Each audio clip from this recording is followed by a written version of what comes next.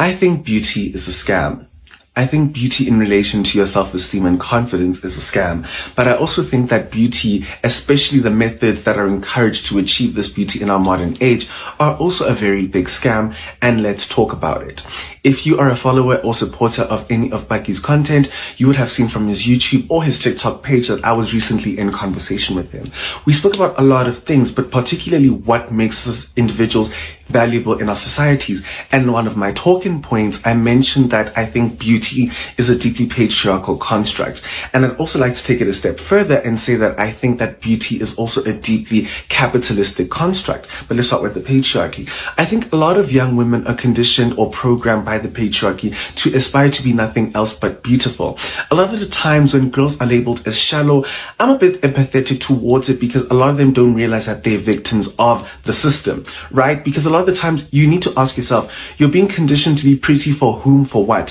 What greater purpose does your beauty serve? Because it's certainly not serving you or your loved ones, but the male gaze, right? But also beauty or lack thereof is exploited by the fitness industry.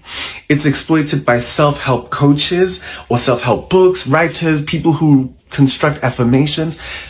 But I also think it's deeply exploited by cosmetic surgeons. A lot of cosmetic surgeons love to act as if a gun is being held to their head to perform some of these procedures. Your BBLs, your nose jobs, tummy tucks, you name it. But in actuality, they need all of that insecurity to be built into very impressionable people. And that is why a lot of them perform these procedures for free on certain influencers, celebrities, because as costly as these procedures are, the exposure that they get from a lot of these influencers, very impressionable, gullible, and insecure audiences, is really worth it, right? It's also why makeup brands being exclusionary by offering only certain shades, and most of those shades being lighter shades, benefits people who sell bleaching products or who do skin bleaching procedures, even if it's via an injection. All of that exclusion, all of that insecurity, all of that colorism benefits the cosmetic industry. It really does. What I really dislike about glow up culture is that they haven't built this culture around wanting a better quality of life by improving yourself, but it's simply to widen your dating options.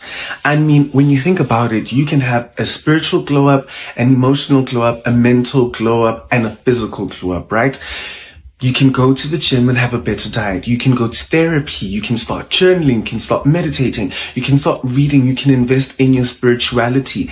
But the only reason why people are encouraged to do that thing is so that they widen their dating options and are more appealing to potential romantic partners, especially if those romantic partners are men. It's also why I get so deeply irritated when someone goes through any glow up of some sort and their first instinct is to give men a piece of the pie. Oh, why would you do that? Why would a man be there? And I literally think about this one statement that this gay man made a few years ago that's literally like engraved my brain, where he was like, people say that his face is cute, but he would definitely get more dates if he lost a bit of weight.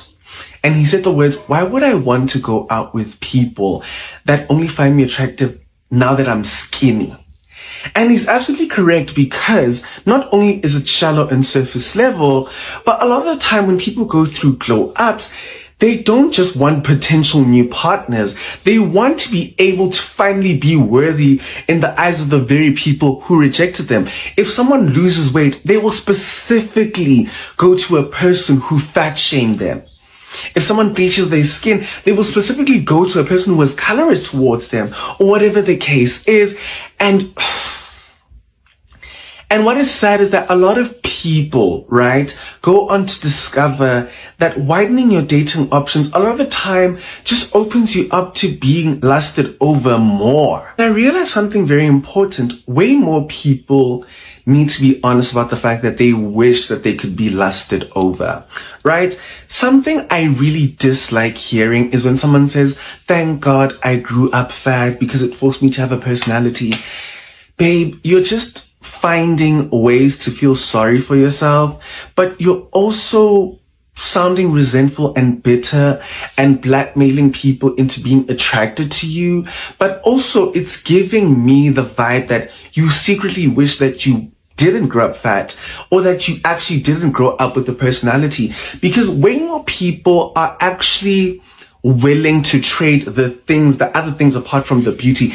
If you don't possess beauty in a conventional way, you're dependable, you're a good communicator, you're well read, you're well educated, you have a good paying job, you're your community needs you, you light up every room you walk in, you have the most gorgeous smile, you have infectious energy. But if you lack conventional attractiveness, a lot of people would take all of those good qualities in exchange for being conventionally attractive. A lot more people are not willing to admit that. A lot more people would exchange all of those things to simply be skinny. A lot more people would exchange all of those things to simply be light skin. And I think more and more people need to undo that self-hatred and learn it, and also be honest that that's how they feel about themselves and that they feel inferior because of that, instead of being in this weird exchange of, well, I'm going to blackmail you into thinking that I'm lovable simply because I'm not conventionally attractive, when the actual issue is that you don't even like yourself.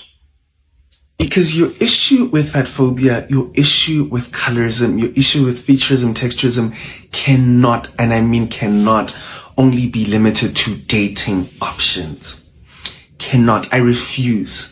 If that's the only reason why you think we should undo with all these systems is because you wish you could get more dates, you're part of the problem and you're going to slow the progress. You might even undo it. More importantly, I think certain people go through these glow ups and have met with so much disappointment because you realize that that does not give you preferential treatment from men. The treatment from men does not improve in the slightest. Okay, if you get a lot of men to confess their love to you, men find you attractive by the dozen, beautiful, congratulations to you. But you will come to find out that in the grand scheme of things, that does not promise you commitment, that does not promise you love, that does not promise you reassurance. It promises you nothing. Absolutely nothing. They simply find you attractive on a surface level. And I would argue that if men find you conventionally attractive, they will want to limit you to just that. They will no longer be interested in getting to know about your past, your present, your future, your interests. Sometimes you don't do it to yourself, but they do it on your behalf. Right? And also, when people say, oh, I wish that I had guys, up my door, boys knock on my door, I realize that a lot of people are not aware of the fact that men make women that they're not attracted to suffer the consequences of their unattraction. If men don't find a woman attractive, they will ridicule her, they will assault her, they will unalive her even, simply because they are not attracted to her. Men do not stop bothering women, whether they find them attractive or not. It doesn't work that way. Also, I think there's a conversation in here somewhere about victim believability in relation to beauty, because there's this idea that men only believe, or some people believe only victims who are conventionally attractive. That has some truth to it, because I have seen several statements from men. If a woman is a victim of SA, last year in one of the documentaries about that certain individual, one of the victims who came forward, she is a blind woman, right? And she is cross-eyed. And men were saying there is no way this woman was essayed by this very powerful man because she is so ugly. Men's words, right? Or when men say, I can't believe someone would essay such a beautiful and delicate girl. But do you see what I'm saying? Two sides of the same coin. Men believe that you're only deserving to be left alone and respected, and your human rights respected, so that you're not violated because you're beautiful, but also believe that you can't be violated because you're not beautiful. Men, bro. Now watch this. I think we place way too much emphasis on looks when it comes to building confidence, because some of you guys have not read a book in years, don't know how to do your taxes, have no sense of identity outside of the internet, and can't speak in public, and yet every morning, there you are looking at yourself in your full-length IKEA mirror going, you're so hot. You're the prettiest girl in the world. Okay, and? Even if that were true, and let's be honest, Who cares? Spell Pharaoh. Tell me what the FTC does. Name a single hobby of yours outside of media consumption. Exactly. Not hot. That video is literally one of my favorite TikToks of all time. I still have it on my phone years later, even though it's no longer on her page. I don't know if it was because of the overwhelming negative criticism or if she took it down. I don't know what the situation is, but what I do know is the GP did not like that video in the slightest. A lot of people found it pretentious.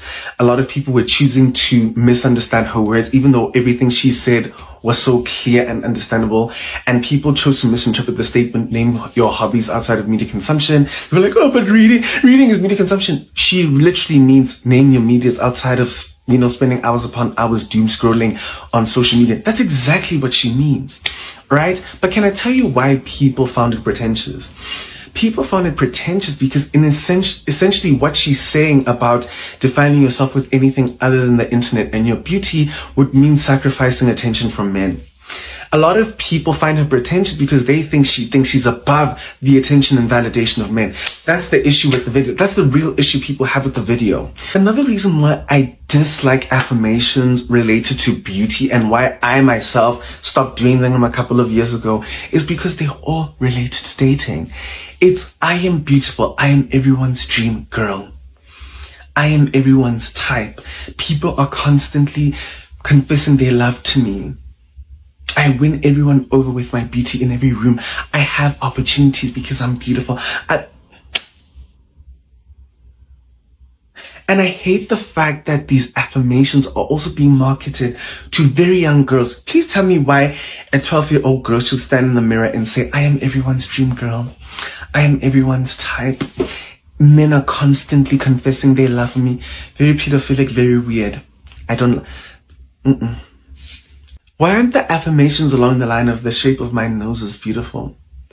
The thickness of my lips, my skin tone. It's also because I think the people who make these things need to create insecurities in you, because something I'm going to say is something that really tells me that these people are really in it to exploit people's insecurities is how everyone makes cellulite such a big deal. How the beauty industry makes cellulite seem like the worst thing to happen to you. How they make stretch marks seem like the worst thing to happen to you. How they make an even toned skin the worst thing to happen to you. How they make body hair. So many of these things where I'm like, you're literally creating insecurities in places that they shouldn't be, honestly.